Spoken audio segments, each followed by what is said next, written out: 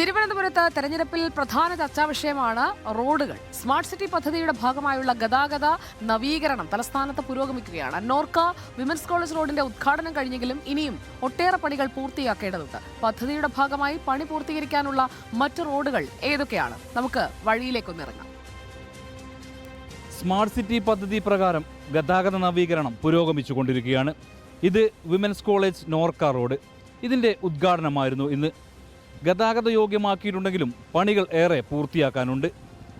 ഇനി smart city പദ്ധതിയുടെ ഭാഗമായി ഏതൊക്കെ റോഡുകളാണ് തുറക്കാനുള്ളതെന്ന് നമുക്കൊന്ന് നോക്കാം.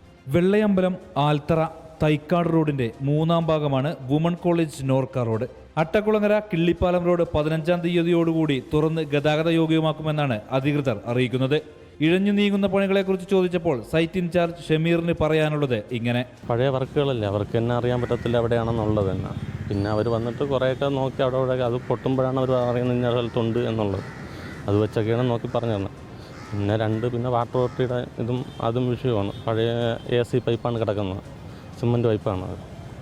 അതും ഈ വൈബ്രേറ്റർ അടിക്കുമ്പോൾ പല സ്ഥലത്തും ഡാമേജ് വരുന്നുണ്ട്. അപ്പോൾ പിന്നെ അതനുസരിച്ച് നമ്മൾ ചെയ്തു പോയ വർക്ക് തന്നെ രണ്ടാമത് വീണ്ടും എക്സ്കവേഷൻ ചെയ്ത് വീണ്ടും രണ്ടാമത് റീകൺസ്ട്രക്ഷൻ ചെയ്തു വരുന്നുണ്ട്. ചില റോഡുകളെല്ലാം ഗതാഗത യോഗ്യമായി. പൂർണ്ണമായി പൂർത്തീകരിച്ചത് ഒന്നുമില്ല. റോഡുകളുടെ പണി കഴിയുന്നതോടുകൂടി നഗരത്തിലെ ഗതാഗതക്കുരുക്കിന് ശമനമുണ്ടാവുമെന്നാണ് നാട്ടുകാരുടെ പ്രതീക്ഷ. ഈ സമഗ്ര വിവരം ശേഖരിക്കാൻ കൂടെ നിന്ന വീഡിയോ ജേർണലിസ്റ്റ് വിനയരാജിനോടൊപ്പം reporter Vishnu Karuvarakundu. In reporter, Thiruvananthapuram.